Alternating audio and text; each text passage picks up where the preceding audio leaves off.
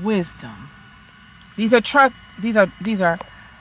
Bible studies, y'all. So I'm up in here sweating because I don't want no insects in here, and I'm discomforted. It's not all polished like it would be if I was at the house. I had some meetings today, and I had some monumental things happen today.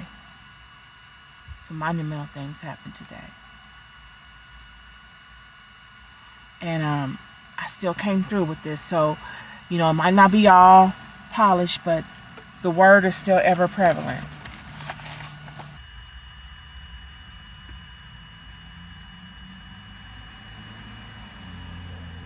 I had a phenomenal conversation today with somebody. It was nice. It wasn't phenomenal. It was nice.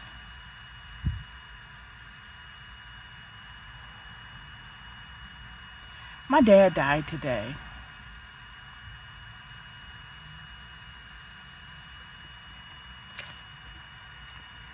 And I think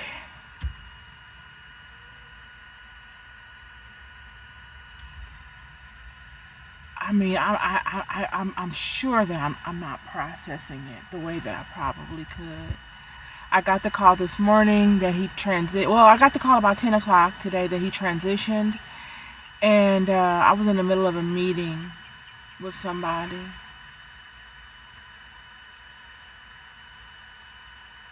And I was surrounded by dragons. I know that sounds weird.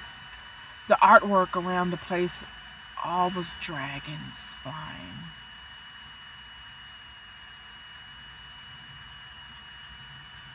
It was.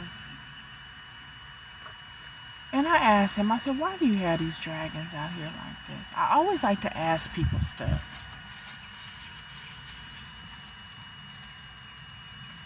Because I'm always interested to see what the answers are.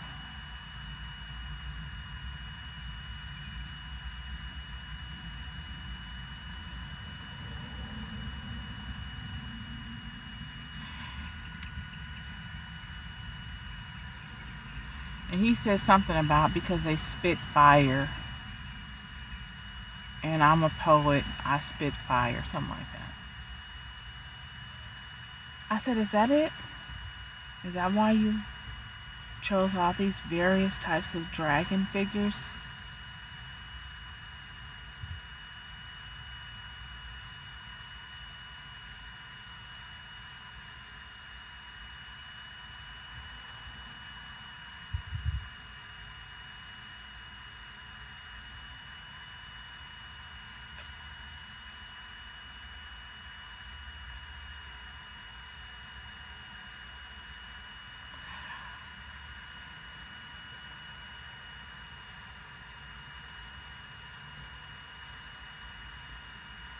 My dad died today. And I feel free. I don't know why I feel free.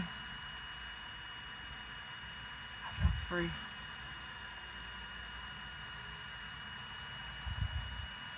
I could feel sad. I think that I want to feel sad because of tradition. But mostly I feel free.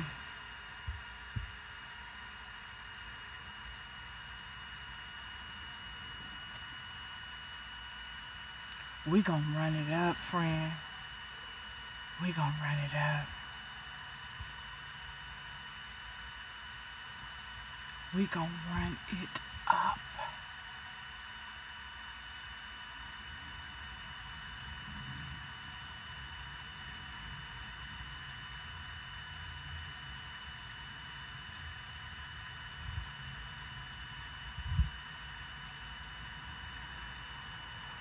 I was explaining to him. He said he had 5 daughters. And I was telling him that he should really invest into his daughters. I know men don't think that they should, but I'm here to tell you, if anybody takes your advice, your leadership, your wisdom. If anybody is going to be all ears to your idea, it's going to be your daughter.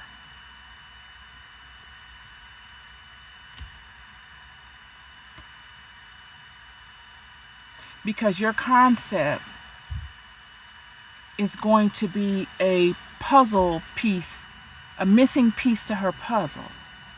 She can't get it from her mother. We just don't have it.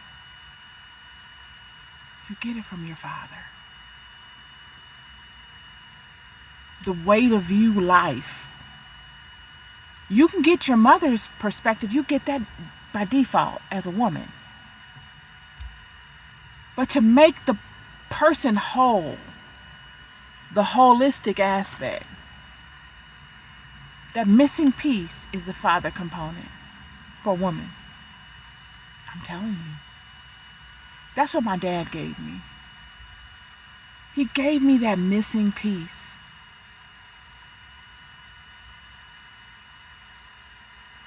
He gave me a workaround to things that I felt stagnant in. The things that the world tells us women that we can't do and we shouldn't do. My dad gave me a bird's eye view into how to approach it from a male perspective.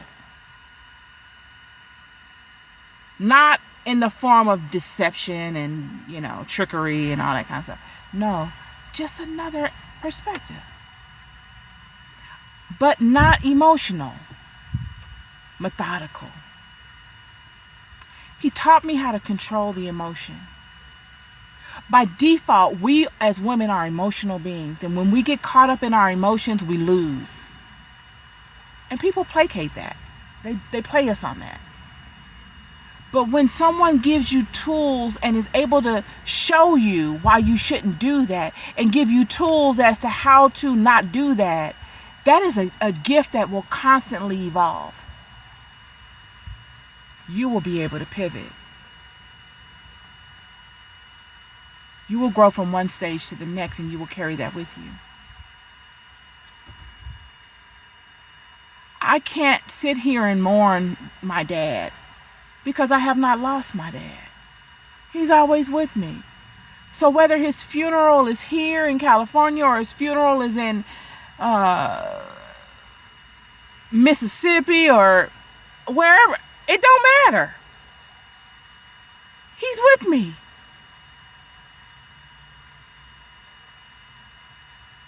And I am so grateful for the gift of having a dad like him. It has made all the difference in the world in my life. It has set me apart.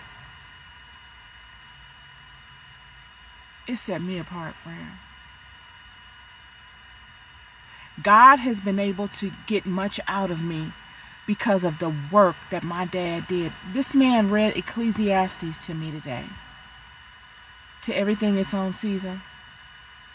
I need to get to that. I don't know where I'm going, but it's my channel, so if you want to go with me, kick back.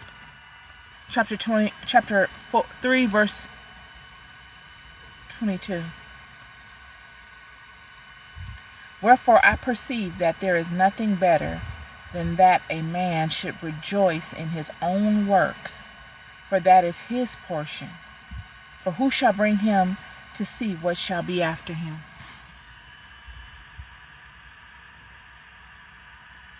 Your children. The things that you pay attention to in life. The things that you invest your time and resources in. Many people invest their time and resources in things that will never serve them, that will come as a thief to them and rob them in their later years. They will be regretful.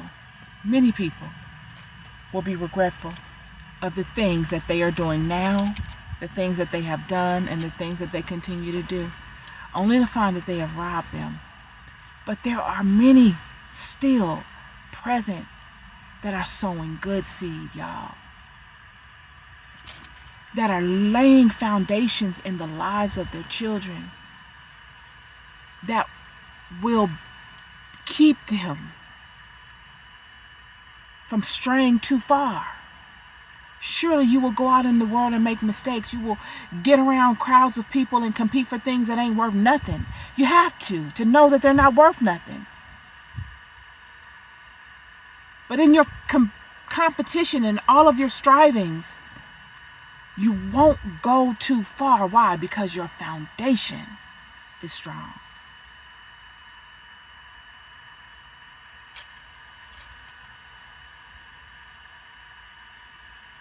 Why? Because there was someone that came before you that rejoiced in their own works. Whether taking heed to this scripture or following the law of their heart, they have rejoiced in their own works. They have rejoiced in laying good foundations for their children. They have girded their children. They have girded themselves in their walk in life to be a good example. They have controlled themselves and limited their activities so that they could be a good example.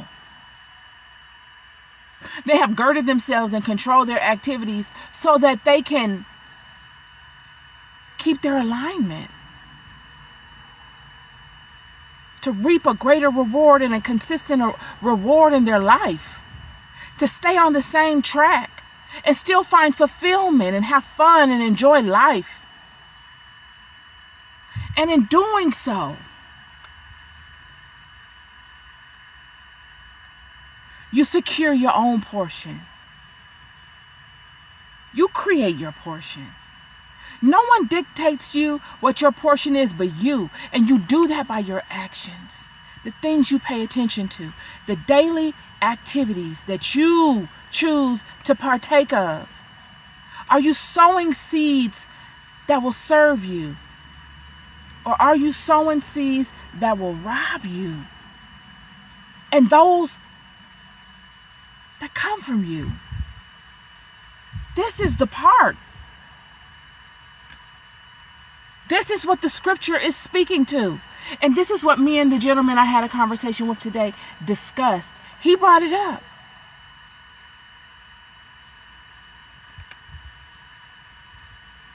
For who shall bring him to see what shall be after him? Who better than those of your vine, friend? Your inheritance, your children.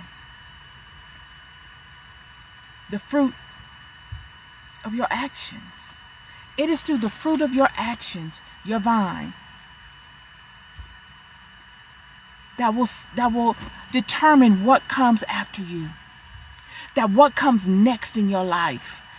It is the fruit that you produce from the activities that you partake of that determine this. And my daddy has done an excellent job.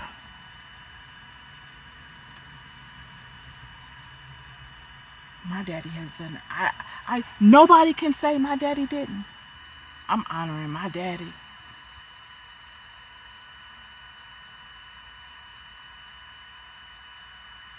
When I had my daughter,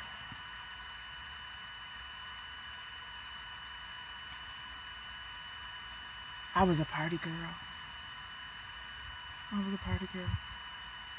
I wasn't the party girl that you passed around and you slept with and all that. I've never been that girl. And even though people probably thought I probably would have been that type, I wasn't that type.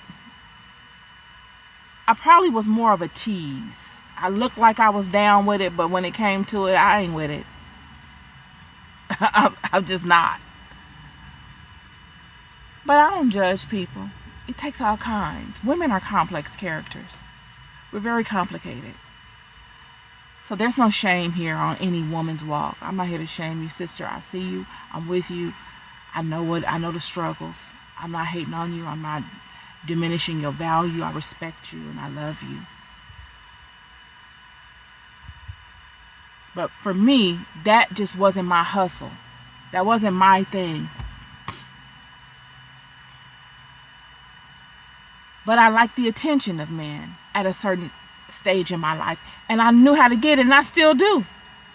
Friend, I'm here to tell you, right now, I can have 10,000 in the bank or 10 cents in the bank. I can have 10 cents in the bank right now. And I can go up in the house and doll it up and you would never know. There are women out here that can contend against women that have more financial means than them aesthetically. You would never know. So could you imagine what those women would look like if they had the financial means? You're already working with good stock.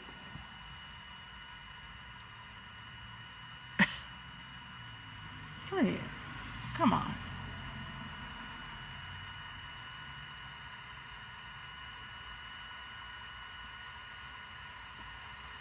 But when I had my daughter, when I found out I was pregnant, I said, I was a baby mother from the gate. I was a single mom from the beginning. And I said, you know, I'm not gonna have the luxury of having a husband or someone active in my life with me and my child. And I don't come from that.